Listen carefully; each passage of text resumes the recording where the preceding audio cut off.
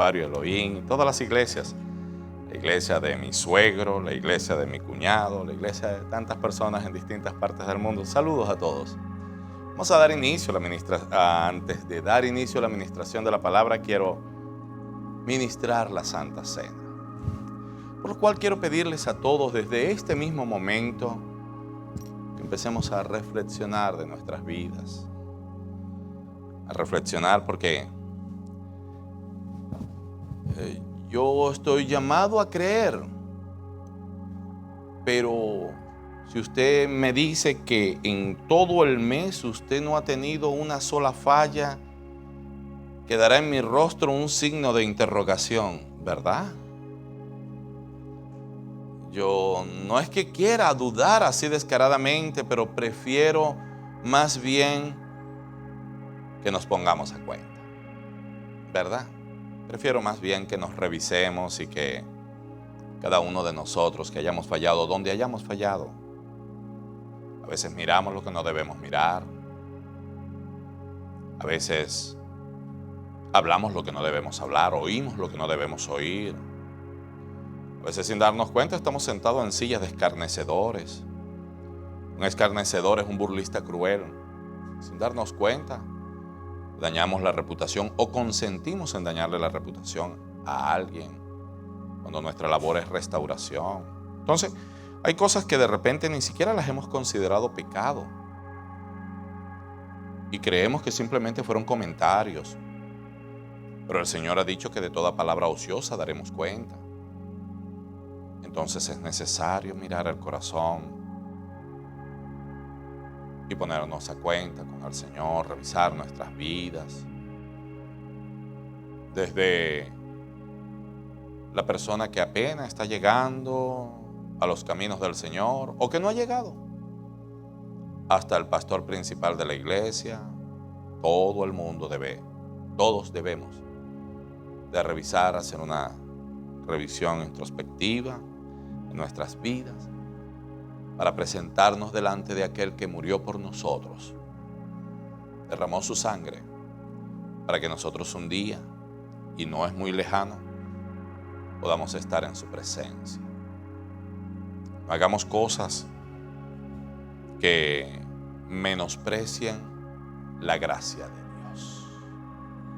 Dice 1 Corintios 11:27, de manera que cualquiera que comiere este pan o bebiere esta copa del Señor indignamente, sin responsabilidad, sin hacerse revisión personal, será culpado del cuerpo y de la sangre del Señor.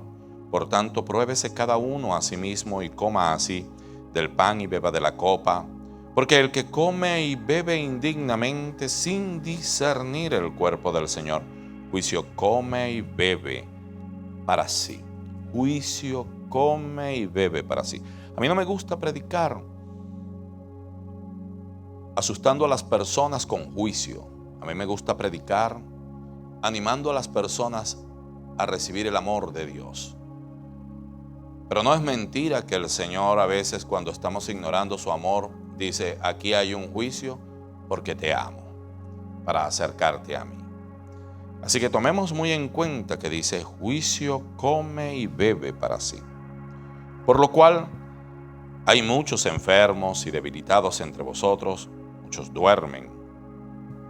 Si pues nos examinamos, hacemos revisión de nuestro corazón, de nuestras vidas, de nuestros deseos, a nosotros mismos no seremos juzgados.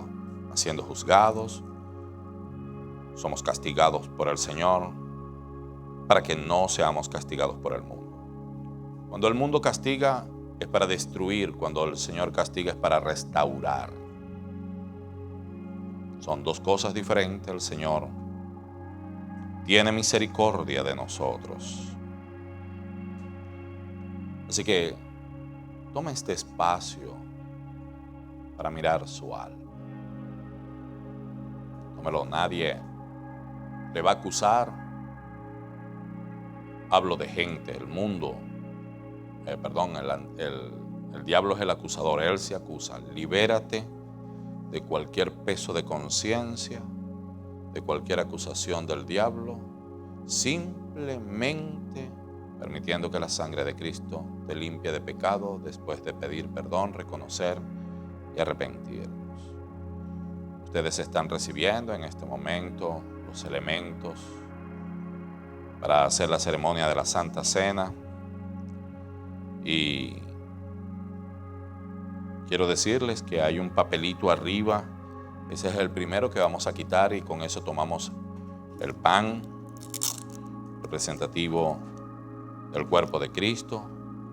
Pastor Raúl, ¿estamos listos para iniciar la ceremonia? Pues iniciemos entonces la ceremonia. Dice así: porque yo recibí del Señor lo que también os he enseñado, que el Señor Jesús, la noche que fue entregado, tomó pan y habiendo dado gracias, demos gracias, gracias Señor, gracias. Lo partió, si deseas lo partes, y dijo: tomad, comed, esto es mi cuerpo que por vosotros es partido, así como lo partisteis con tu mano, así espiritualmente, todo aquel que ha aceptado a Jesús es porque aceptó que Jesús fue partido para darte salvación. Dice, es partido, haced esto en memoria de mí. Haz memoria. Isaías dice que Él fue molido por nuestros pecados. Ahora, yo quiero que tú tengas conciencia que cuando introduzcas este pan a tu boca, tus muelas, que son molares, van a moler esta galleta, este pan, en representación de cómo fue molido el cuerpo de Jesús para alimentarnos a nosotros. Podemos todos comer del pan.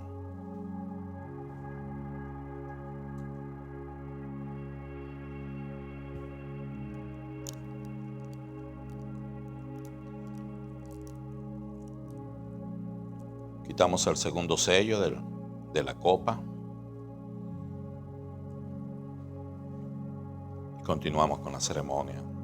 Asimismo tomó también la copa después de haber cenado, diciendo: esta copa es el nuevo pacto en mi sangre. Antes estábamos bajo el pacto de Moisés, de las tablas de piedra que grabó el Señor y luego Moisés con los 10 mandamientos. Pero ahora hay un nuevo pacto en la sangre de Jesús. Antes era la sangre de los machos cabríos, de los animales. Ahora es del Cordero de Dios que quita el pecado del mundo. Dice, haced esto todas las veces que la bebieres en memoria de mí. Pon en tu mente el sacrificio de Jesús. Así pues, todas las veces que comieres este pan y bebieres esta copa, la muerte del Señor anunciáis hasta que Él venga. ¿Por qué tengo que anunciar la muerte? Porque Satanás viene a pedir, a consecuencia de nuestro pecado, él viene a pedir que se cumpla la ley, la cual dice, la paga del pecado es muerte. Y tú le vas a recordar al enemigo, y tú le vas a recordar al que le tengas que recordar, hey, yo hago recordatorio de la muerte del Señor y lo anuncio hasta que Él venga, porque Él murió por mí, para que yo no muera. Se lo anuncio a las personas, a los aires, a los ángeles, a los demonios, a todo ser. Se lo anuncio. Él murió por mí. Ahora hoy soy libre de pecado. Bebamos todos bajo el nuevo pacto la copa del Señor. Aleluya. Gracias, Señor, porque hemos consumido hoy de tu alimento en esta ceremonia. Hemos sellado tu alimento, tu palabra, tu pan de vida, con un pacto a través de tu sangre, de este vino representativo de tu sangre, para recordar al mundo entero que por medio de tu sangre, por medio del nuevo pacto, hemos quedado nosotros libres de pecado. listos para salvación y vida eterna. Oh mi Dios amado, mi Rey, poderoso Dios, tú eres. Ahora te pido, mi Padre amado, que continuando sirviendo la mesa de tu palabra, que es el pan de vida, que voy a ministrar esta tu palabra, y si es tu palabra es un tesoro maravilloso. Te pido, Señor, que llegue a lo más profundo de nuestras almas. Te pido, Señor, que no salgamos de aquí como entramos. Así como la mujer o el hombre cuando hace ejercicios en sus músculos, y estos para crecer van rompiendo pequeñas partes del músculo, y luego en la restauración el músculo crece hasta tomar esa figura atlética. Así, Señor, sea en nuestro espíritu, que tu palabra rompa lo que tenga que romper en nosotros, en nuestra alma, en nuestro espíritu, quebrante lo que tenga que quebrantar en nosotros, para luego en la restauración quedar nosotros fortalecidos. Fortalecidos. Gracias, Señor, por este mensaje. En el nombre de Jesús. Amén, amén y amén. ¿Cuántos tienen esperanza? Fuerte el aplauso a Jesús. Aleluya. Aleluya. Voy a ministrar, como he venido anunciando en días pasados, bajo el título de El propósito de las 70 semanas. Quiero decir que estas 70 semanas de Daniel, para los que son un poquito más entendidos, ¿no? Y bueno, para todos, lo digo en forma general, pero los que son un poquito más entendidos en las cosas del Señor, de la lectura bíblica, saben que cuando se habla de la profecía que está en el capítulo 9 del libro de Daniel, de las 70 semanas, esto es un estudio bíblico. Es un estudio bíblico. Y este momento no es para un estudio bíblico. No es que no se estudie la Biblia, pero este momento es para una predicación. ¿Cuál es la diferencia, pastor? Dirá alguno. La diferencia está en que los estudios bíblicos de la escuela dominical, el punto principal es llevar el logo. La palabra de Dios se comparte o tiene dos partes de forma espiritual. Uno es el logo y refiere al tratado, a la letra escrita. Y la otra parte es el rema. Las dos palabras significan palabra. Logo significa palabra y rema significa palabra. Pero cuando se refiere al rema, la palabra que se usa aquí es esa palabra que viene directamente de parte de Dios, procesada por Dios para un momento oportuno, para una persona oportuna y en una situación determinada. Entonces, el momento de las prédicas son momentos donde lo principal es llevar un rema, que las personas sean quebrantadas, como acabo de decir en la oración, para luego ser restauradas y fortalecidas. Ahora, el estudio de la escuela dominical, en los estudios bíblicos, la intención es que nosotros podamos saber cuál es el logo verdadero, por si alguien quiere darnos un rema equivocado, que viene no del Espíritu Santo, sino de cualquier otro espíritu, nosotros entendamos, ¡hey! Eso no es palabra de Dios. Y podamos discernir la verdadera palabra de Dios. ¿Estamos todos aquí? Ok, cuando se habla de las 70 semanas de Daniel, aquí se está hablando, por lo regular, es logo, estudio bíblico. Sin embargo, Dios me ha inquietado de una manera sorprendente hablar de esto en este espacio que es de rema, de la predicación. Y me he sentido muy inquieto buscando, Señor, ¿qué quieres? No tanto a quién quieres, pero ¿qué quieres hablar para yo ser tu instrumento? Y he estado allí metido en el centro del huracán buscando ese rema de parte de Dios. Y sé que Dios va a hacer, con quién o con todos, no lo sé, pero Dios va a hacer algo maravilloso. De aquí no vas a salir de la misma manera. ¿Por qué es tan importante esta profecía? de las 70 semanas, porque apunta a nuestros días. Es una profecía de 500 años, aproximadamente 500 años antes de Cristo, y apunta a nuestros días. ¿Por qué es tan importante? Por la exactitud de la profecía. ¿Por qué es tan importante? Porque no deja lugar a duda de que Jesús, nuestro Jesús, Jesucristo, es el Mesías. Y por muchas otras razones supramente, se me fue la palabra, muy importantes. Qué bueno es tener sinónimos. Antes de comenzar a leer la profecía como tal, que está desde el verso 20 en adelante, quiero que entremos en el contexto, que todos entremos en el contexto de en dónde estaba Daniel y qué cosa estaba sucediendo, para que podamos entender cuando lleguemos a la profecía como tal, ¿verdad? Para ello vamos a leer el libro de Daniel capítulo 9, ahí mismo en el capítulo 9, un poquito antes de la profecía, verso 1 y 2. Y comenzamos a investigar el contexto. Vamos a imaginarnos, vamos a viajar en el tiempo y vamos a ver qué pasaba con Daniel.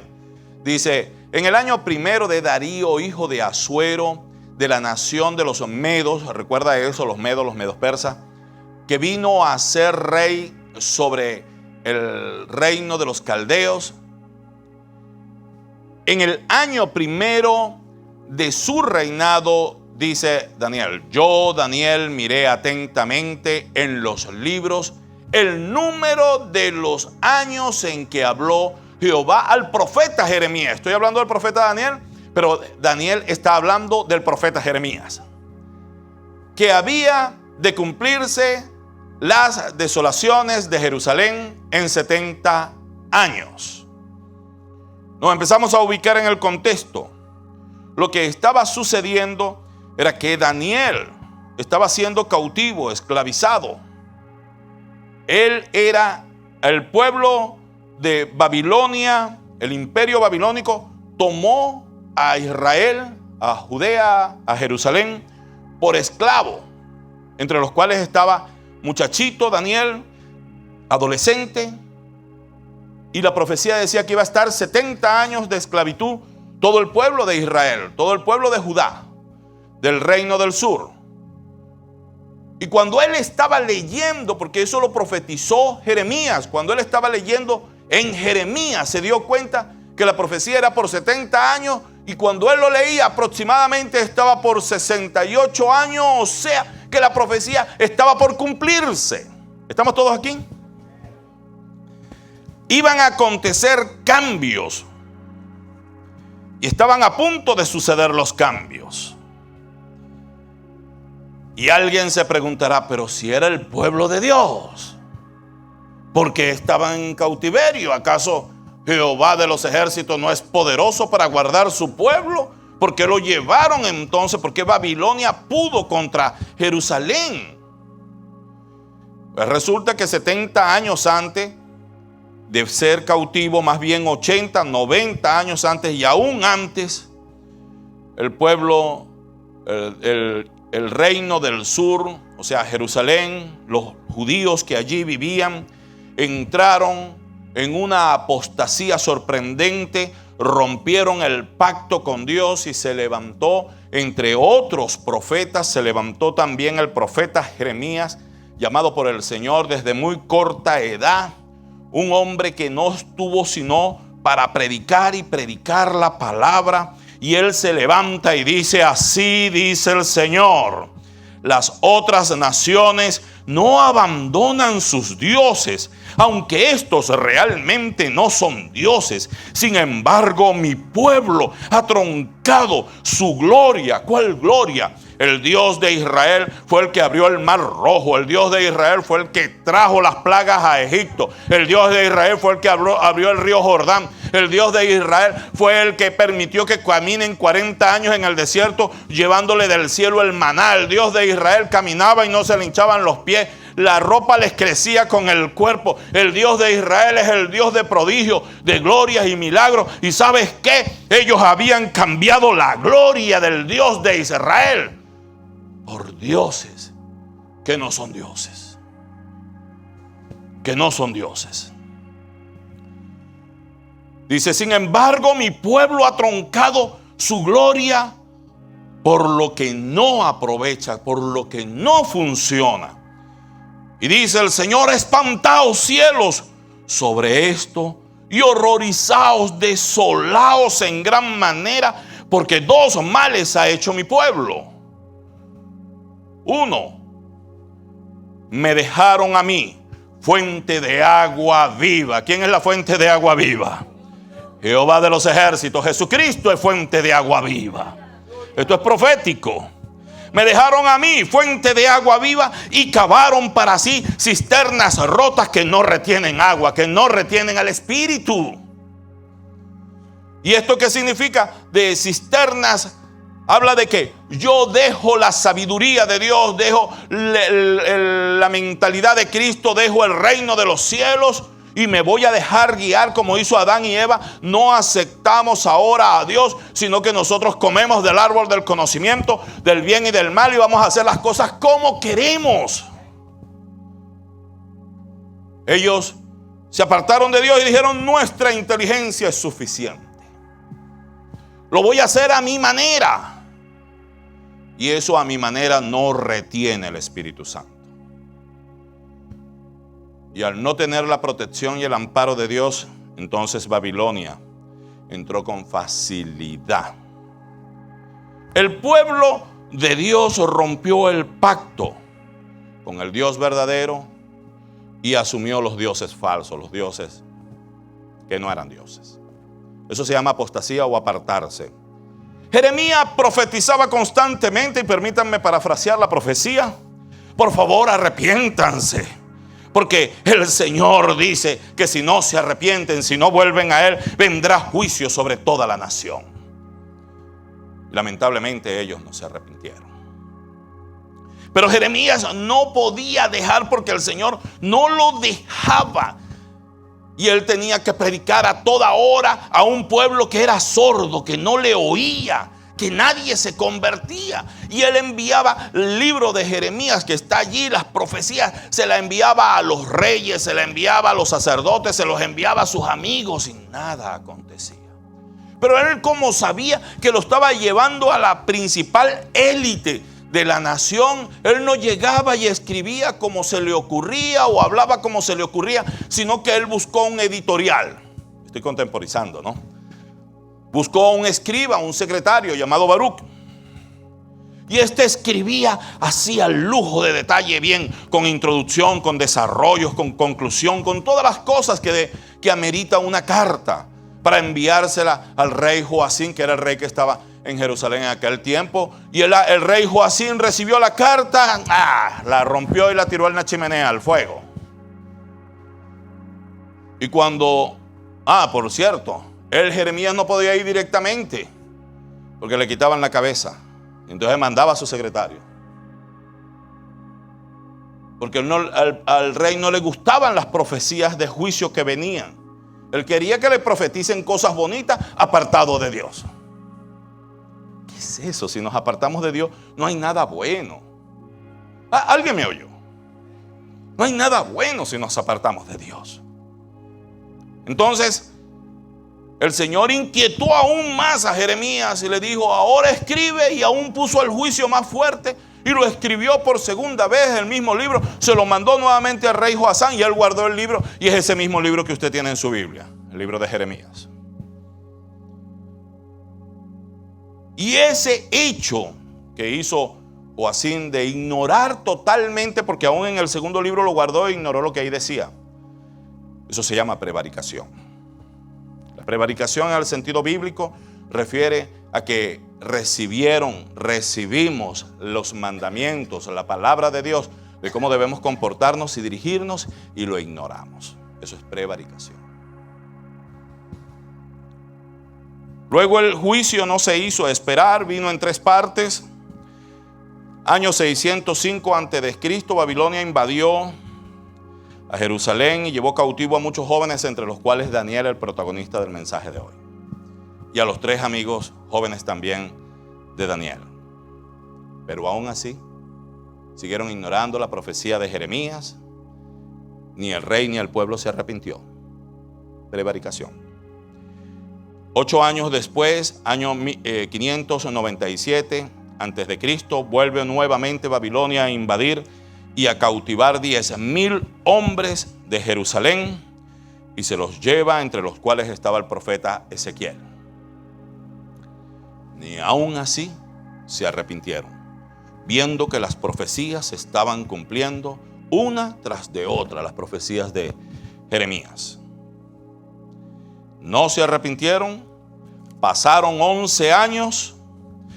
Después de la segunda invasión en el año 586 a.C., Babilonia nuevamente vuelve a invadir a Jerusalén, pero en esta oportunidad devasta toda la ciudad, el templo quemado, devastado, destruido. Solo escapa un pequeño remanente y el resto de Jerusalén, todo el pueblo es cautivado y se hace allí el cumplimiento de la profecía, entre las otras profecías de Jeremías, el cual decía: si así dice el Señor, si no vuelven al Señor, a Jehová de los ejércitos, todo será devastado, ruina, ruinas, ruinas y espanto por Babilonia, y será por 70 años. Y ahí fue donde quedaron cautivos, esclavizados por 70 años, porque no oyeron la voz de Dios por medio del profeta que estaba hablando. En ese momento, 70 años, casi 70 años después, Daniel ya no era el jovencito, sino quizás un hombre de 85 años, me imagino, algo así. Está agarrando otra vez el libro de Jeremías y dice: oye, un momento, ya nuestro castigo está llegando al fin. Esto parece que ya va a terminar. Han pasado los tiempos, los días más tristes de su vida. Usted sabe lo que es ser esclavo, o saber que tiene una hija o un hijo esclavo metido en quién sabe qué. Están metidos, qué sé yo, en drogas o en alguna cosa que no se debe meter. Y ese muchachita, ese muchachito, tú, la otra persona, el vecino, está en esclavitud. Ok, deberíamos hacer lo que hizo Daniel. Daniel llegó y examinó el asunto y dice: ¿sabes qué? Este tiempo de esclavitud está llegando a su fin. Hay una profecía de parte de Dios por boca de Jeremías que dice que está terminando, y yo quiero arrebatar esa profecía para mí. Fue Daniel en que comenzó a orar para arrebatar la profecía ahora de la libertad, del fin de la esclavitud, del fin del cautiverio. Y quieres escuchar cómo él comenzó a orar, que es el gran ejemplo para ti y para mí, cómo nosotros debemos orar para acabar un tiempo de esclavitud y de miseria, para acabar un tiempo de tristeza y de amargura, de vergüenza en la familia o en la situación en la que estemos. Oremos entonces como lo hizo Daniel. Vamos a tomar una parte de la oración. Esta parte es sumamente importante, porque esta oración es una oración que arrebata, que activa profecías. Es una oración que produce cambios cuando nosotros nos paramos de verdad en la oración que Dios quiere en que oremos. Daniel capítulo 9, verso 3. Vamos a leer solamente 3 versos. Mira cómo oraba él. Dice: y volví mi rostro, después que se dio cuenta de que el tiempo estaba finalizando, y volví mi rostro a Dios, el Señor, buscándole en oración y ruego, en ayuno, cilicio, ceniza. Todo esto habla de humillación. Esto es lo que vamos a hacer el jueves. Vamos a romper maldiciones, a terminar el espacio del castigo. Vamos a comenzar la era de la libertad. Dice: y oré a Jehová mi Dios e hice confesión. No, usted puede llorar, hacer ayuno. Después puede durar no 40, 50 días de ayuno, pero si usted no confiesa. Yo lo voy a volver a repetir. Tú puedes gritar, ayunar, tú puedes leer la Biblia de tapa a tapa, pero si no hay confesión, yo lo voy a volver a repetir. Tiene que existir la confesión. Dios lo sabe, pero también sabe que lo quieres ocultar. Que la soberbia no quiere que tú reconozcas lo que has hecho. Que el orgullo hace que nosotros tengamos una pared al frente y digamos, mi bendición está del lado allá y aquí grito todo para que la bendición me llegue, pero sin pasar por la confesión. No. Eso no funciona, la confesión. Es lo que activa los cielos. Dice, oré a Jehová mi Dios e hice confesión diciendo, ahora Señor Dios grande, digno de ser temido, que guardas el pacto y la misericordia con los que te aman. Este hombre era el estilo del apóstol Juan. Dios lo amaba a él amaba a Juan, Dios amaba a Daniel y Daniel amaba a Dios. Con los que te aman y guardan tus mandamientos, hemos pecado. Él no dijo, él llegó muchachito, quizás 15 años llegó al cautiverio. Él no dijo, mira, mis padres y mis abuelos eran unos sinvergüenzas y mis tíos que pecaban mucho. ¿Yo qué culpa tengo? Como mucha gente llega a los caminos del Señor, ¿y yo qué culpa tengo del pecado de Adán y Eva? Sí, ¿cómo no? Ese pecado de Adán y Eva lo has cometido tú y yo. Yo quiero preguntar a alguno, ¿alguien se ha sentido alguna vez así orgulloso? ¿Alguien se ha sentido alguna vez así vanaglorioso? ¿Quién ha sufrido de orgullo? Pues ese es el pecado de Adán y Eva. Y usted llega y me dice, no, yo no tengo la culpa del pecado de Adán y Eva. Seguro que no lo tiene. Porque ellos querían ser como Dios. No querían copiarse de nadie, ¿no? Impresionante. Y luego llegan y dicen, no, yo, ¿por qué tengo que pagar el pecado de Adán y Eva? Si lo estamos haciendo igualito nosotros. Y dice, hemos pecado, hemos cometido iniquidad. Guarda la palabra iniquidad allí en tu corazón, porque hay una diferencia entre la iniquidad y el pecado. ¿Por qué mencionar las dos, pecado e iniquidad? Dice, hemos hecho impíamente, o sea, no hay piedad en el asunto. Hemos sido rebeldes y nos hemos apartado, apostasía, de tus mandamientos y de tus ordenanzas. Santo, hasta el 6, ¿no? Cuando Daniel ora y toda la oración, esa oración continúa, él humillándose, pidiendo perdón por él y por su pueblo. Usted debe de orar, usted quiere activar, usted quiere que las cosas, haya una explosión de bendición en su casa. Usted tiene que asumir el pecado de su hija, de su nieto, de su mamá, de su papá, de ese ser querido, como que si es suyo, y pide perdón por su pecado y por los de ellos. Tú vas a ver libertad, porque precisamente es la oración del intercesor. No como aquel fariseo que estaba en el templo y veía que un publicano decía, perdóname Señor, sé propicio de mí que soy pecador. Y el fariseo llegaba y decía, yo diezmo, yo hago esto, yo hago lo otro, yo no soy como aquel sinvergüenza, yo soy un santo. Ese es el pecado de Adán y Eva. Ese es el pecado de Adán y Eva. Nosotros debemos asumir eso como nuestro. Y sabes una cosa, si son hijos nuestros, aún más. Aún más. Porque los hijos de una forma u otra son consecuencia de nosotros.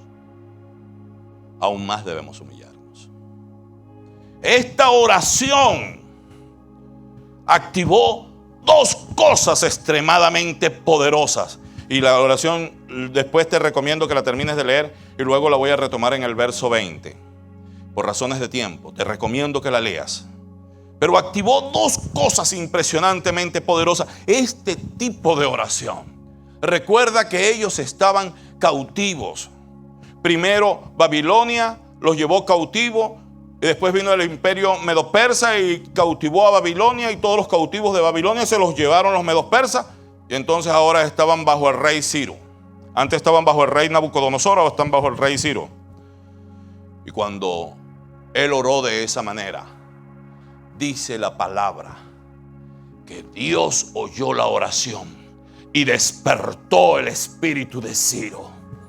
Y cuando despertó el espíritu de Ciro, que por cierto se hizo muy famoso ese verso, porque los judíos dijeron que Donald Trump era el Ciro de esta época, porque había pasado el consulado de Tel Aviv, de Jerusalén, de Israel, de Tel Aviv a Jerusalén. Y el rey Ciro fue tomado por el Señor, era un pagano, era un gentil, y el Espíritu de Dios tocó al rey Ciro, y el rey Ciro dio una ordenanza y dijo: todos los judíos pueden irse a su tierra, a reconstruir su nación, a rehacer las ciudades, los muros, a rehacer el templo y todas las cosas. Cuando tú oras de esta manera que Daniel nos está enseñando, yo no sé si tú me estás escuchando, Dios despertará el corazón, el espíritu de cualquier persona que ande vagabundeando con tu hija, con tu hijo, con tu tío, con el primo, con el abuelo, con cualquier persona. Dios lo levantará y dirá: ¿sabes qué? Es hora de que reconstruyamos nuestra vida en Cristo, de que levantemos nuestros muros. Oye, Jesús es el castillo fuerte, es nuestro Señor, aleluya. Es hora de que la vida nuestra cambie, y todo nace en ese tipo de oración. En esa oración de intercesión poderosa, transformadora. Esa es una oración que despierta lo sobrenatural. Lo sobrenatural. Lo segundo que sucedió, y guarda eso que te estoy diciendo del rey Ciro, que ya lo vamos a leer en la profecía. Lo segundo que sucedió en este tipo de oración, o sea, ya se dio la orden del fin de la cautividad. Ya pueden ir a libertad a construir su ciudad. Ya se acabó. ¿Alguien me está escuchando? Ya se acabó el cautiverio. El tema de hoy no es ese. El tema de hoy está dirigido a la profecía. Lo segundo que sucedió fue que por esta oración el Señor envió el ángel Gabriel a Daniel y le dijo: ahora dile todas las cosas que van a suceder a Daniel. Y ahí viene la profecía de las 70 semanas y el momento en que nosotros estamos. Lo importante de esto: libro de Daniel, capítulo 9, verso 20 en adelante. Y yo quiero que me pongas ahora así el mapita de una vez. Oh, pero ya va. No, el mapita yo te lo pido, porque entonces no puedo leer. Voy a tener que leer yo aquí.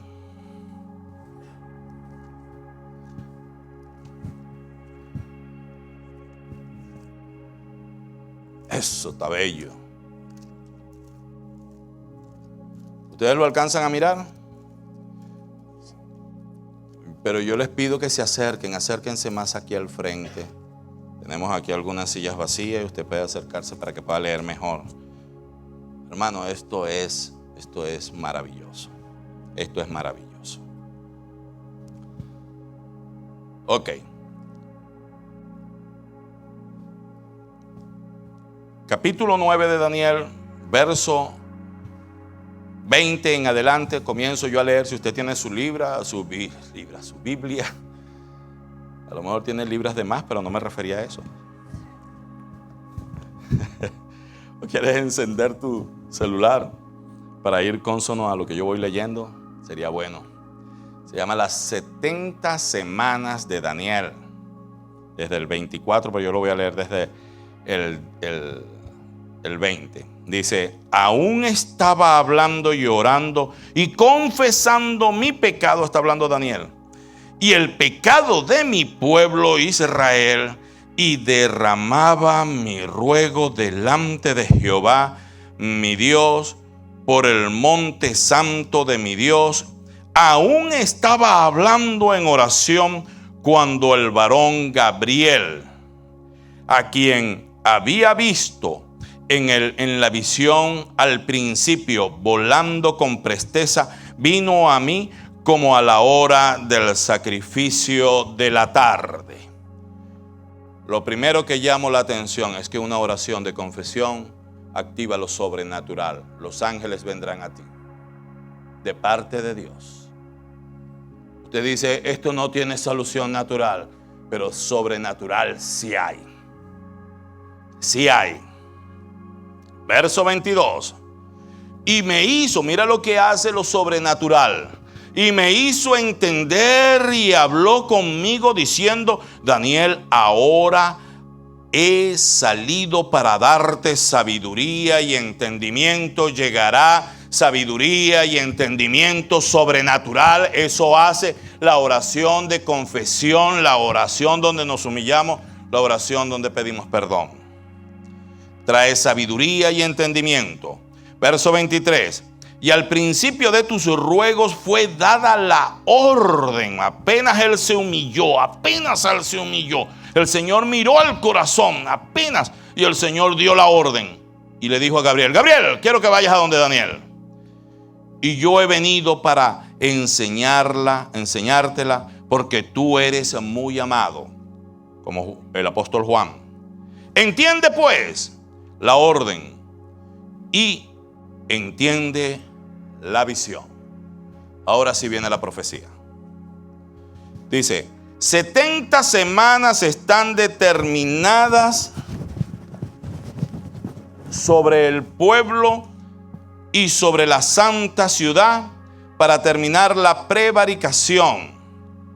Pero me voy a parar aquí. 70 semanas están determinadas sobre el pueblo y sobre tu santa ciudad. 70 semanas. Miremos aquí.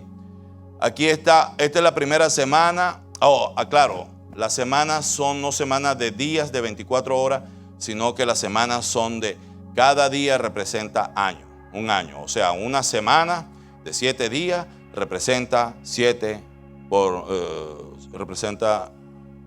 49 años. Una semana, 7 semanas 49 años. Una semana, 7 años. 7 años. ¿Estamos aquí? Ok. Entonces, vamos en este mapa a mirar desde aquí, donde está el puntito rojo, hasta aquí, las 70 semanas, ¿verdad? Vamos a mirarlo. Esto es impresionante. Yo quiero que no me sueltes la atención, porque esto te dará una seguridad sorprendente. Primero estamos hablando de 70 semanas que determinan el pueblo, la ciudad santa. Dice, y ¿para qué son estas 70 semanas? Propósito. Esta es la idea principal de esto. La idea principal de esta profecía está aquí, para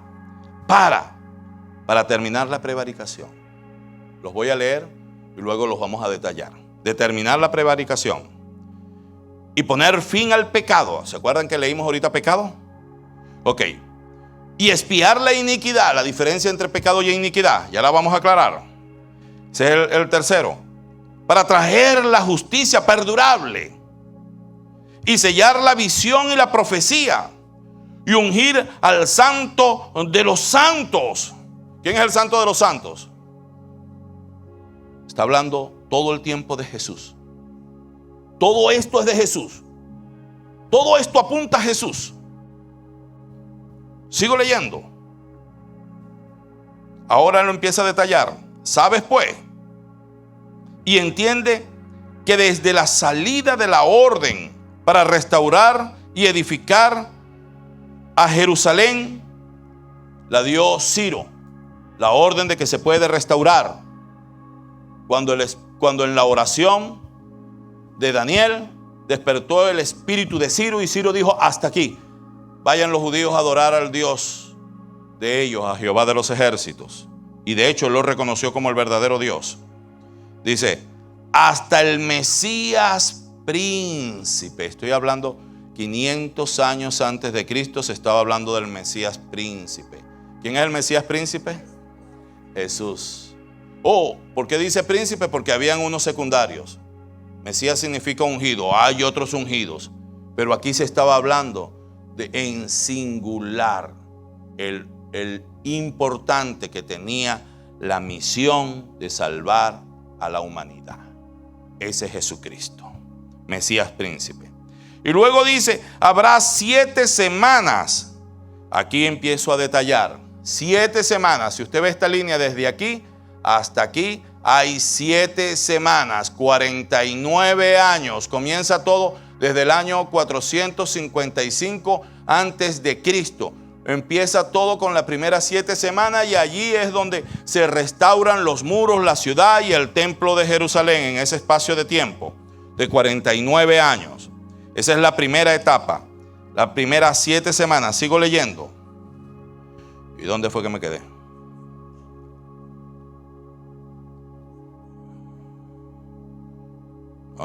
Habrá 7 semanas y 62 semanas. Las 62, el primer espacio es este de 7 semanas, el segundo espacio es de 62 semanas, que son 434 años, y la suma de los dos me dan un resultado de 69 semanas, o sea, la profecía indica 70 semanas y llegamos a las 69, solamente está faltando una. Y quedamos en el año 400, aquí ya cubrimos 483 años y entramos exactamente a la conclusión de la ley de Moisés para entrar en la dispensación de la gracia, porque aquí llegamos a Cristo.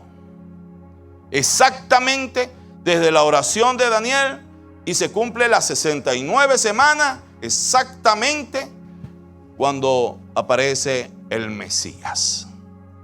Aparece el Mesías, Jesucristo. Sigo leyendo. Habrá 7 semanas, 62 semanas. Se volverá a edificar la plaza y el muro en tiempos angustiosos. Todo el trabajo que hicieron Esdras, Nehemías y todos los que trabajaron en la restauración de los muros de la ciudad tenían enemigos constantemente acechando, por lo tal era un tiempo angustioso. En otras palabras, les estoy diciendo que la restauración de ese ser querido va a ser una batalla, tiempos angustiosos. El diablo va a estar acechando, pero tú vencerás. Tú vencerás. No te rindas, tú vencerás. Verso 26, después de las 62 semanas, o sea, aquí en la parte donde está la cruz, de las 62 semanas,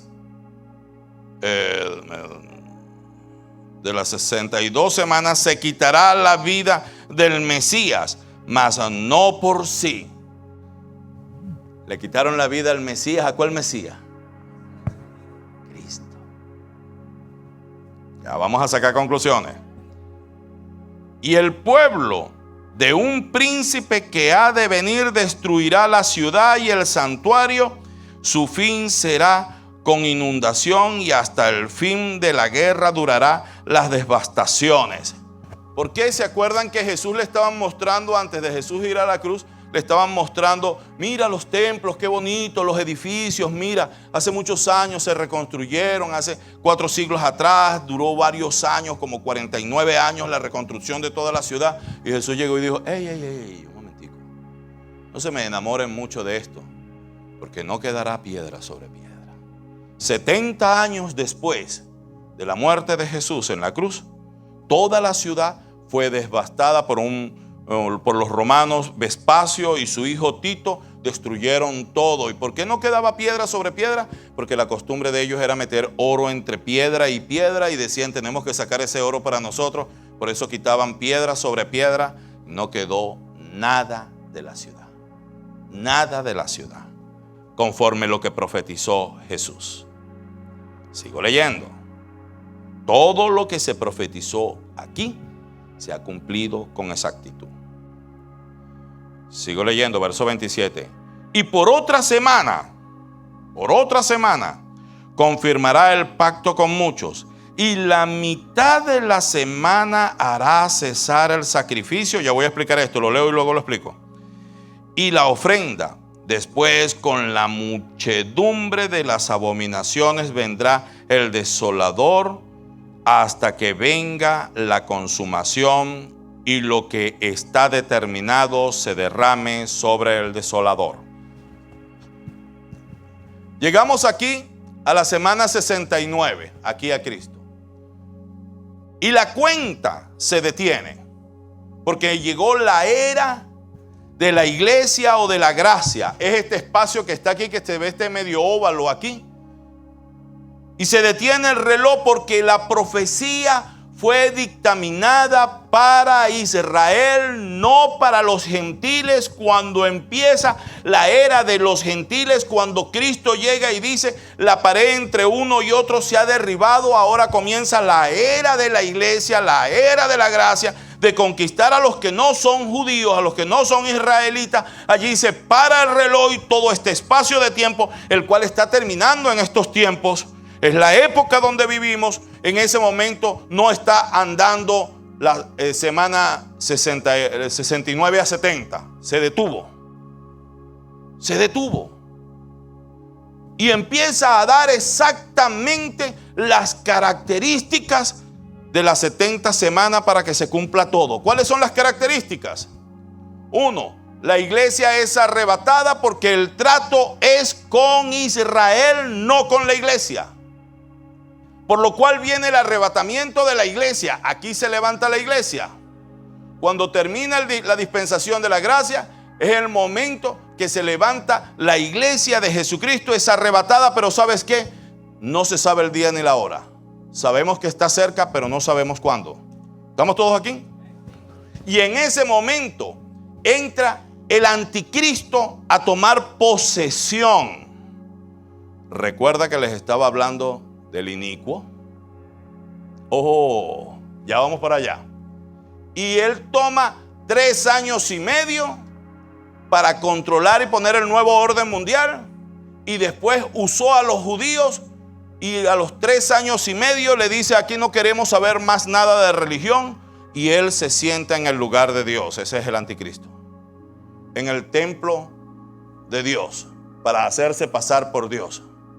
Y allí viene la gran ira de Dios sobre la tierra. Y los únicos que están en ese lugar fueron los que no se fueron con Cristo y los judíos, porque ahí Dios está tratando con el pueblo de Israel. Este es un trato específico para los judíos, para el pueblo de Israel que no aceptó a Jesús.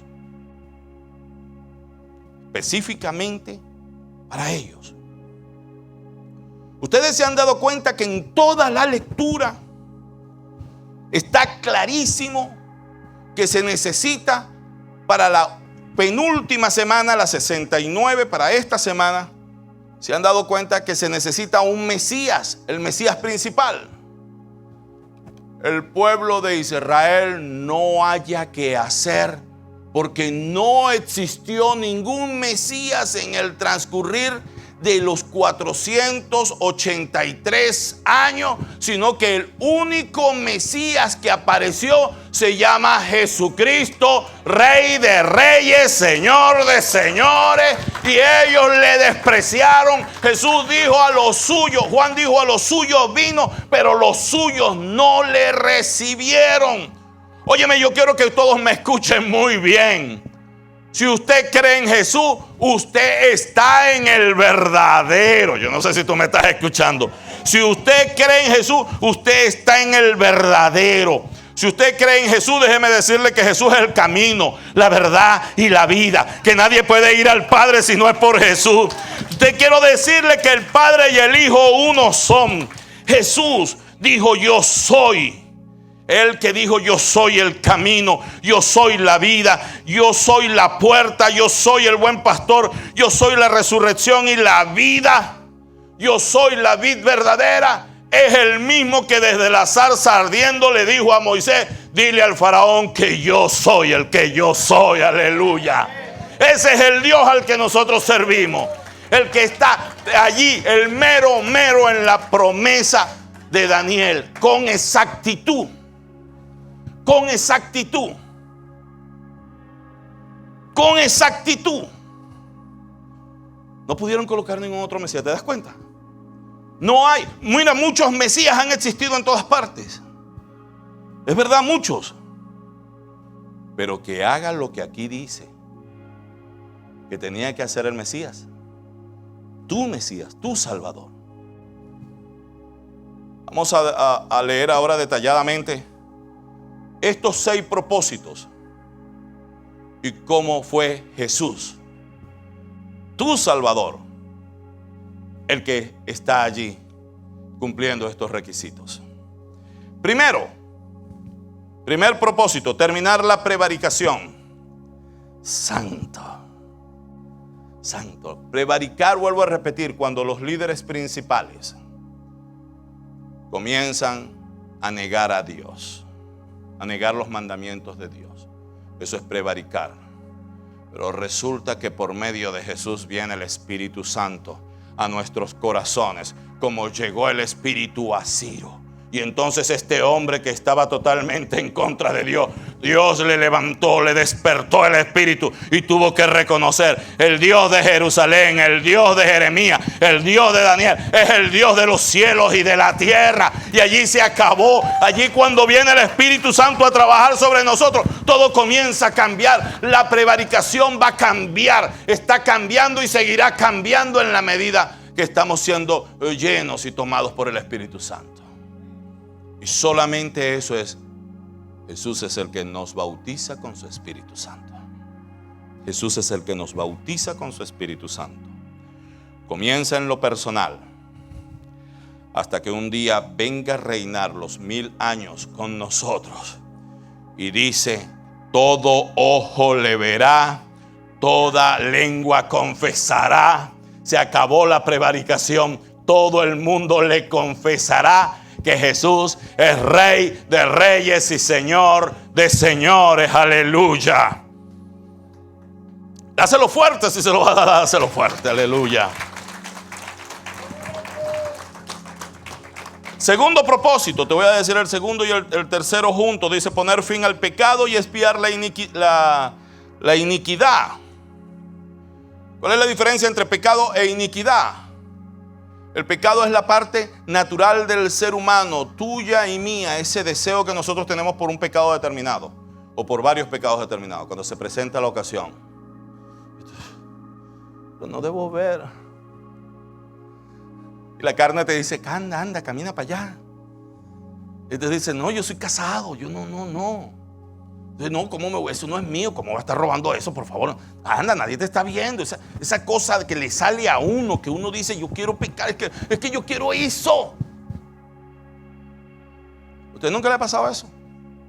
Ah, porque si no le ha pasado es de Marte, no sé, de Júpiter.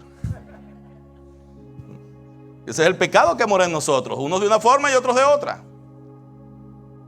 Jesús vino a poner fin al pecado cuando nuevamente por la sangre de Cristo te limpió de todo pecado, pagó el pecado completo de la humanidad. Y luego nos dijo: si tú me aceptas como Señor y Salvador, yo te daré de mi espíritu para que tú puedas tener dominio propio, porque no has recibido espíritu de cobardía, sino de amor, de poder y de dominio propio. Aleluya. Pues vino a poner fin al pecado. ¿Pero y qué es la iniquidad? Fue en la misma obra, como dirían por allí: mató 2 pájaros de una pedra. La iniquidad va, si el pecado es la parte natural del ser humano, la carne es la parte natural, la iniquidad es la parte sobrenatural, pero no de Dios, sino del diablo. La iniquidad es esa cosa, esa tentación que viene del diablo, y que ya tú pierdes la dirección. Bueno, tú no, Dios te guarde. La gente pierde la dirección. Satanás, el espíritu del anticristo, comienza a dirigir o nos posee.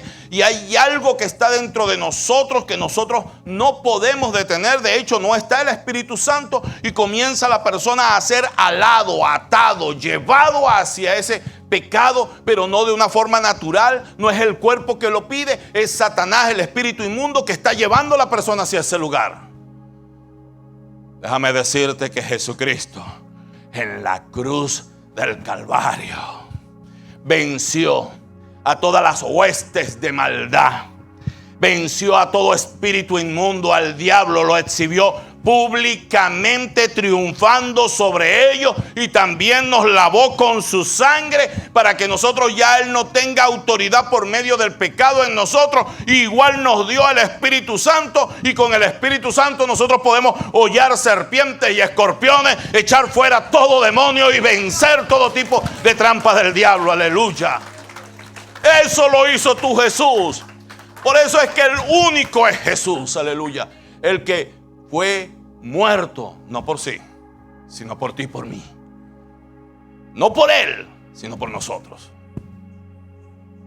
Te dio autoridad contra la pecaminosidad de tu cuerpo y te dio autoridad contra el diablo, para que le venzas. Pero quiero decirte algo más.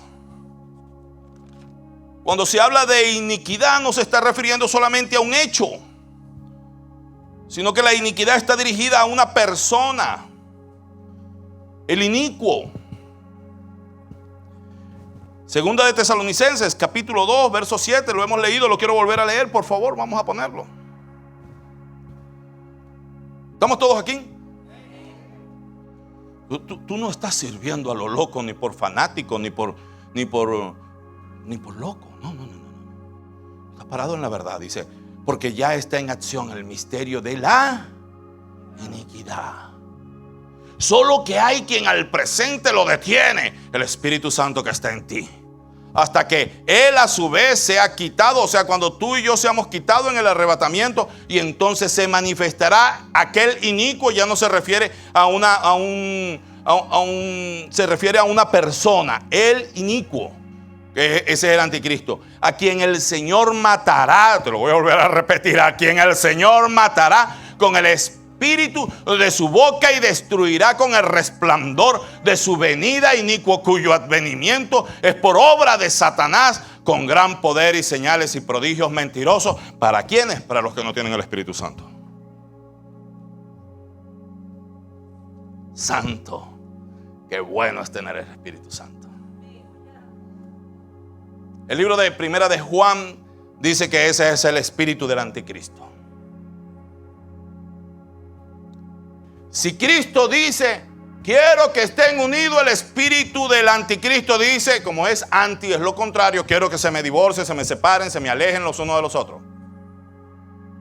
Si Jesucristo dice, quiero que se amen, un nuevo mandamiento os doy, amaos unos a otros, el espíritu del anticristo dice, ódiense, véngate. Si el Espíritu de Cristo, si el Señor dice, oye, reconcíliate, perdona, el espíritu del anticristo dice, odia y véngate. Cuando tengas ganas de darle pescozón a aquella persona que te hizo un daño, acuérdate que el que te está hablando es el espíritu del anticristo. Cuando tengas ganas, ¿a quién no le provoca darle pescozones a alguien? Está en acción el misterio de la iniquidad. Está en acción. Pero cuando tú sabes quién es el que te pone ese pensamiento en tu mente, tú dices, yo no le voy a dar lugar al diablo. Yo no le voy a dar chance al diablo. El diablo está destruido. Lo reprendo en el nombre de Jesús. Cambio el pescozón por un abrazo, por una palabra de bendición o por una oración hacia esa persona. Cambio. Porque sabes de dónde viene. Cuando llegan los detractores, cuando llegan los peyorativos, cuando llegan los que están hablando mal de todo el mundo, ¿quién es el espíritu que los inspira a hablar? ¿El anticristo? ¿Ah? Porque el Señor dijo, oye, sobre toda palabra ociosa van a dar cuenta.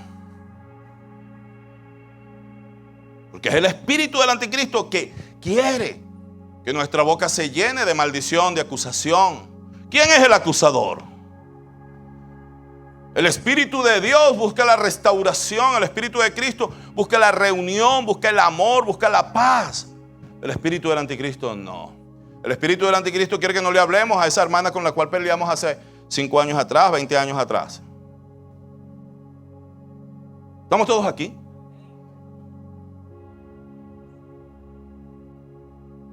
Dale un aplauso a Jesús, Él te ama. Él te ama.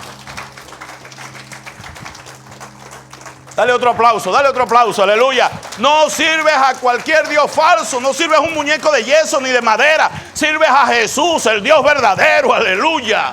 Aleluya.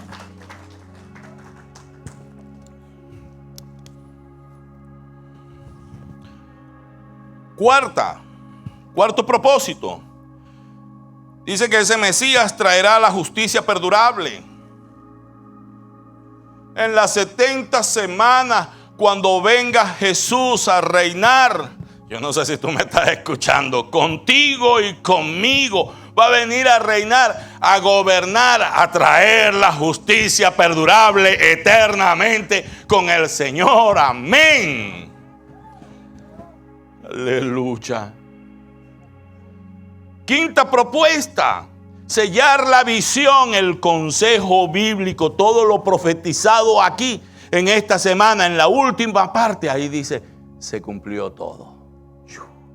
¡Aleluya! Sexto propósito: ungir al santo de los santos. Y eso sucedió. Jesús estaba en la casa de un hombre llamado Simón el publicano, y estaban reunidos, y llegó una mujer que se dice que no era de buena reputación, y lo único que tenía era un alabastro de perfume carísimo, de nardo. Se dice que era su costo más de un año, o sea, sus ahorros estaban allí. Y ella vio a Jesús. El agradecimiento que ella sentía por Jesús, por lo que Dios la salvó, Jesús la salvó, fue tal que ella fue hacia él y derramó aquel frasco de alabastro sobre él. Y estaba, mientras lo hacía, en medio de las lágrimas del agradecimiento, del amor al Señor, el cínico de Judas Iscariotes comenzó a decir: ¿y por qué más bien no agarramos ese perfume y lo vendemos para ayudar a los pobres? Cínico, ¿no? Cínico. Era un ladrón el tipo. El tipo era un ladrón, robaba la bolsa, robaba la administración, cometía peculado, descarado. Y Jesús le dice: a los pobres siempre los vas a tener. Esta mujer está haciendo una buena obra. Ella me está ungiendo para mi sepultura. Y tú dices, para la sepultura, no era para ser rey. Él iba a reinar entre los vivos y los muertos. Él iba a morir para resucitar y demostrar que todo lo que él había dicho era verdad. Nuestra fe no es vana, porque él resucitó de los muertos.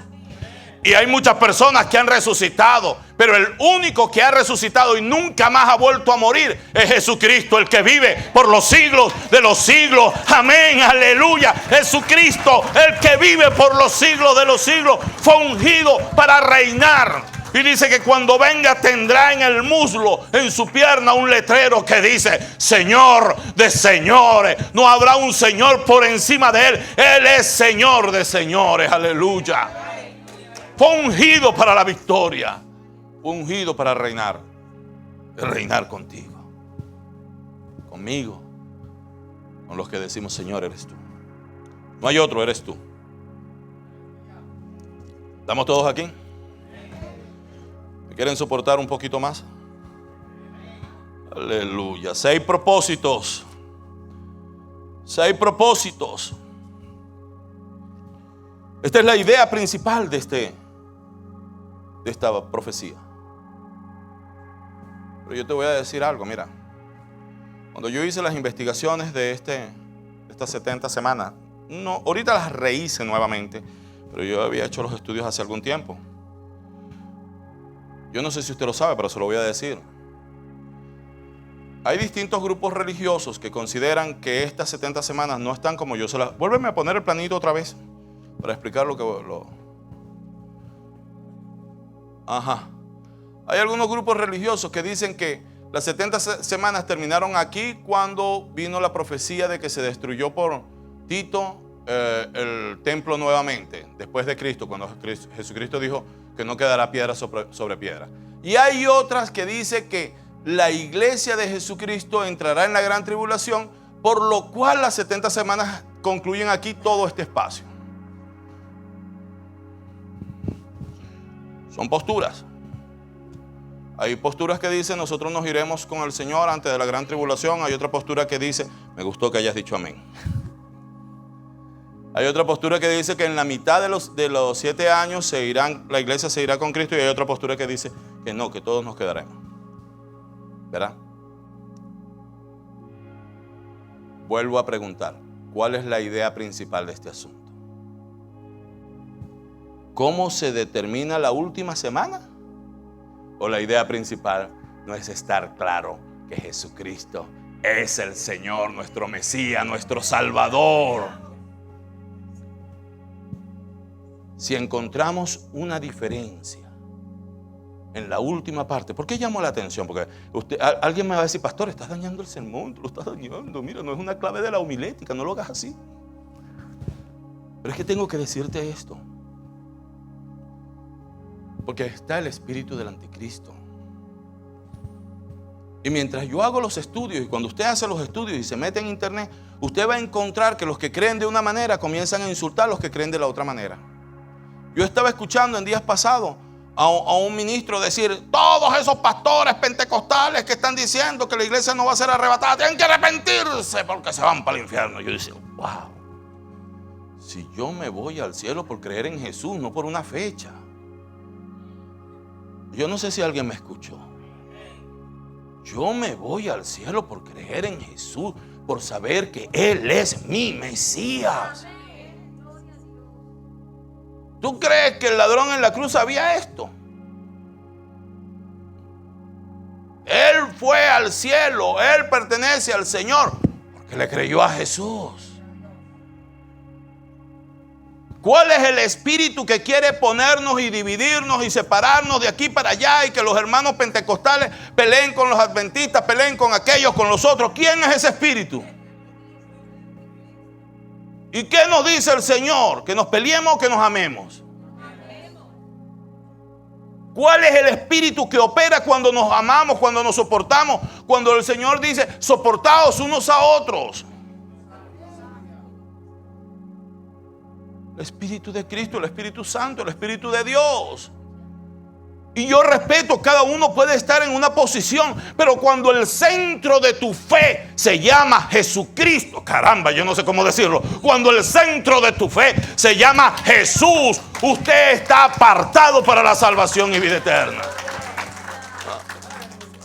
No permita que el espíritu del anticristo venga a traer divisiones, separaciones, amargura, ni mucho menos estar atacando a otras personas. Es triste mirar en YouTube como unos hermanos atacando a otros por una diferencia de doctrina. Y todos tienen a Cristo en primer lugar. Y Cristo dijo, un nuevo mandamiento os doy, amaos unos a otros. No, pero a aquel le voy a entrar chancletazo, porque mira que... Entonces cambian una doctrina que no es tan importante por la principal, que es el amor. Pero es que está equivocado. ¿Y acaso no dice que el amor cubre multitud de pecados? Yo no sé si alguien me está escuchando, ¿eh?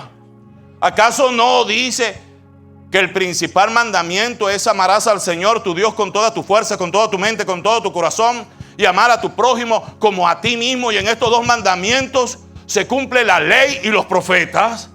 Entonces lo más sencillo no es agarrar y poner una cosa simple de esta a un lado y decir, hermano, vamos a corregir este problema. Te amo en el nombre de Jesús. Te amo, hermana, en el nombre de Jesús. Vamos a unirnos. Lo más importante es llevar el nombre de Jesús a todas las naciones y echar fuera el espíritu del anticristo, el espíritu de iniquidad. Y no estoy diciendo que pongamos en poco la sana doctrina. No, la sana doctrina cada quien es responsable de investigar y procurarla, pero no ataques al otro. defendamos, hagamos apologética. Apologética es defensa. Si estamos llamados a amar al enemigo, ¿cómo no vamos a amar a una persona que piensa en una cosa simple distinto a nosotros? ¿Alguien me está escuchando? Amados, termino con esto. Yo después doy tiempo sobre tiempo, ¿no?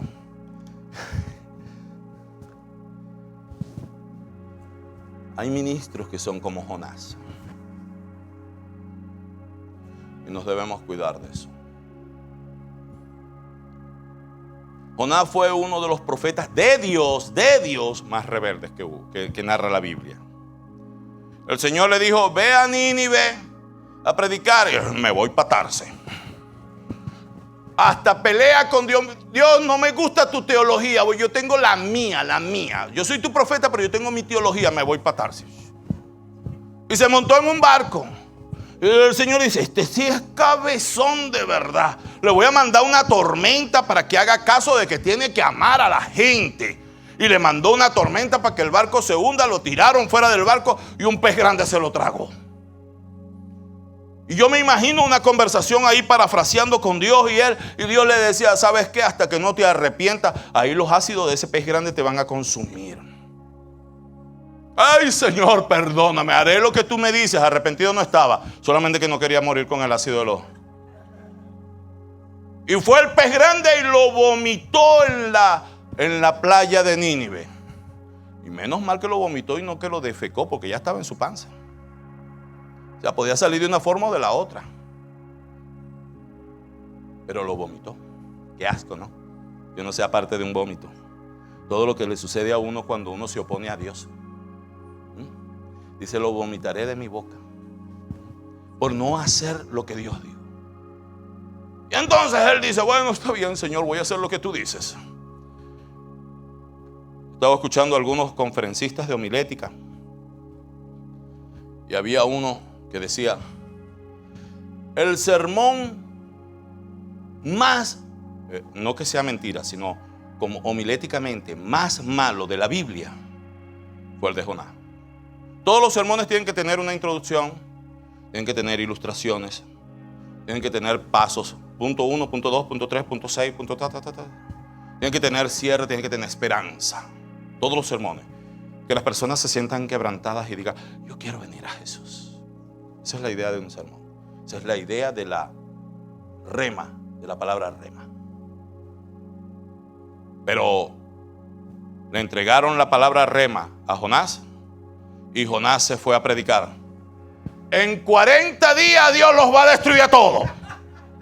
En 40 días Dios los va a destruir. No había introducción, no había ilustración, no había desarrollo, no había cierre, no había esperanza. Lo que había era odio. En 40 días ustedes van a hacer barbecue. En 40 días van a quedar destruidos. 40 años mandando un mensaje totalmente insultante, condenatorio, maldiciente. ¿Qué cosa? Termina de predicar el mensaje. Dice: ya pasaron los 40 días, me voy de aquí. Y se aleja un poco. Toda la nación se convirtió al Señor. Los perros, los gatos los pusieron a ayunar, los camellos, los niños, todo el mundo. El avivamiento más grande de la historia en la Biblia lo dio Jonás con un sermón sin homilética, sin esperanza y con odio. ¿Qué te parece? Qué locura, ¿no? Esto es una locura. Jeremías se preparaba para predicar y nadie le oía. Noé, pregonero de justicia, y nada más su familia alcanzó a subirse a la barca. Y este hombre con un mensaje amargado llegó, predicó y causó el avivamiento más grande. Ni en la historia no sucedió un avivamiento donde toda la nación, con rey y todo el mundo, desde arriba hasta abajo, todo el mundo se convirtió. Para colmo, llega y dice: ¿qué? Dios no los está destruyendo y ellos se están convirtiendo. Él quería, ellos son pecadores y la teología dice que la paga del pecado es muerte. Ellos tienen que morir todos. No quería en la gracia, no creía en la misericordia. No creía en el amor de Dios. Hay ministros así. Hay pastores así. Me da pena decirlo, pero es verdad. Y tú sabes lo que hizo ese. No, entonces me voy con mi teología. Y se fue y dejó su iglesia. Que era Nínive. Dios mío, ¿quién pudiera tener una iglesia como de 50,000 personas? De todo? En 40 días levantó la iglesia más grande de la historia. Y llegó y se fue. Y se montó por allá. Y Dios lo va a buscar. ¿Por qué te viniste para acá, Jonás? Porque yo te conozco a ti. Tú eres misericordioso. Tú tienes piedad. Tardo para la ira, grande en misericordia. Y yo no quería que ellos sean salvos, pero tú me mandaste a predicarle y tú te metiste en el asunto. Y entonces ellos se convirtieron y se salvaron.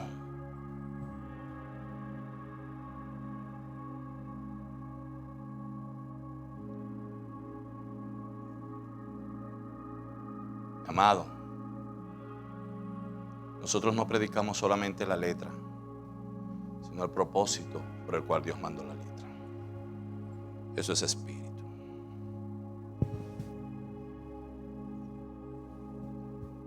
Cuídate de que eso no se te acerque. Mantén el amor de Dios. Cristo, el Mesías, Jesús, dijo: un nuevo mandamiento os doy: amaos unos a otros. Hasta la vieja esa que es bruja, hasta ella.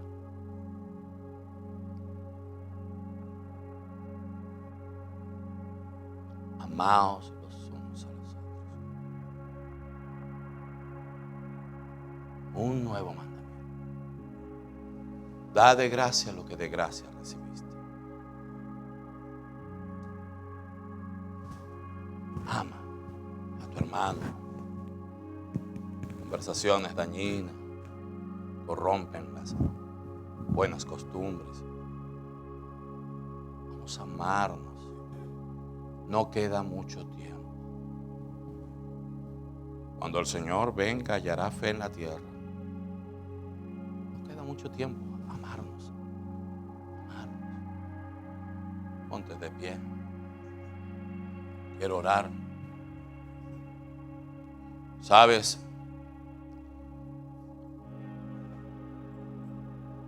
Nosotros reprendemos el espíritu del anticristo y él se va. Porque se va, porque recibimos esa autoridad. Pero si el espíritu inmundo se va y luego vuelve y encuentra la casa barrida, limpia y adornada, el equivalente a reprendí el demonio, pero seguía haciendo lo mismo de siempre. Buscará 8 espíritus peores o 7 peores, y con 8, y el postrer estado de esa persona será peor. En otras palabras, tenemos autoridad para reprender y se va ahí el demonio. Pero después necesitamos la responsabilidad de hacer cambios. Mientras estás en el proceso del cambio, que te cuesta por cualquier razón, porque el cuerpo se vuelve hábitos y uno hace cosas que no debe hacer, lo único que nos cubre es el amor. Es el amor. No hay una mejor estrategia. No la hay. Es amar. ¿Alguien me oyó? Es amar. Señor, estamos delante de tu presencia. Próximo jueves, Señor, basados a la oración de Daniel, nos vamos a humillar y te vamos a pedir perdón, y desde ya te estamos pidiendo perdón y nos humillamos delante de ti. Me humillo delante de ti y te pido perdón por mis pecados. Te pido perdón por los pecados de mis hijos, como también hacía Job, que en cada día, por cada banquete y por cada turno de sus hijos, preparaba holocausto por si acaso habían pecado. Me humillo delante de ti, Señor. Me humillo delante de ti, te pido perdón por mí,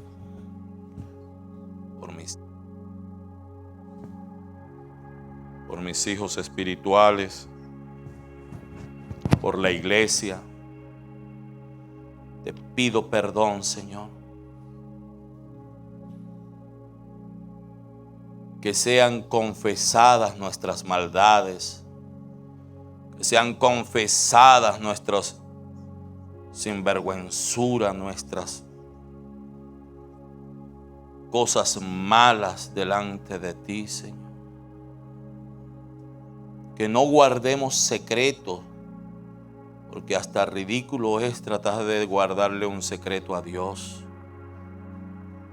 Que no guardemos en nuestro corazón rencor, ni orgullo, ni resentimientos, ni amargura, sino que seamos confesando nuestra maldad. Perdónanos, Señor, nuestra arrogancia, mi arrogancia. Perdona el orgullo del pueblo, la soberbia. Señor, porque queremos de ti. Queremos que toda esclavitud llegue a su fin. Queremos que todo tiempo de miseria llegue a su fin. Queremos que todo tiempo de amargura, todo tiempo de tragedia llegue a su fin. Te pido, Señor, en el nombre de Jesús, envía a Gabriel a nuestros oídos. Envíalo a nosotros, Señor, para que nos dé entendimiento y sabiduría y seamos llenos de redarguir y conversión a nuestras vidas. En el nombre de Jesús. En el nombre de Jesús. Y que nuestros ojos estén puestos en estos 6 propósitos de las 70 semanas. Se aparte toda prevaricación de nuestras vidas, todo pecado, toda iniquidad. Sea el reino perdurable tuyo en nosotros, en nuestras familias. Y sea tú ungidos como lo que tú eres, el Santo de los Santos. Libera a nuestros hijos, Señor. Pido perdón por el pecado de nuestros hijos, Señor. Pido perdón por el pecado de estas muchachas, de estos muchachos que están ciegos haciendo sin darse cuenta lo que es malo delante de ti. Pido perdón por ellos, Señor. Pido perdón por nuestros padres. Pido perdón por nuestras familias. Pido perdón, Señor. Que sea desatada, Señor, tu espíritu, y así como despertaste el espíritu de Ciro para que decrete libertad y reedificación, restauración sobre Jerusalén, así mismo, Señor, se ha despertado el espíritu del hombre de autoridad para que decrete, Señor, restauración y libertad sobre nuestros hijos, sobre nuestra familia, sobre nuestra gente, en el nombre de Jesús. Que yo creo, Señor, yo creo que si tu espíritu está con nosotros, ya estamos listos para el arrebatamiento. Gracias, Señor, gracias. Gracias. Porque la revelación del futuro está en tus manos. Te pido, Señor, en el nombre de Jesús, se desate lo sobrenatural. Amén. Amén. Amén. Aleluya. Aleluya. Dáselo fuerte al Señor. Aleluya. Aleluya. Y declara libertad. Amén. Terminamos como siempre con música. Y aquí siempre tenemos café. Y siempre hay algún taquito que no engorda. Dios me los bendiga. No te vayas sin darle una palabra de ánimo, de fe, de fuerza a tu hermana, a tu hermano. Dios te bendiga. Amén.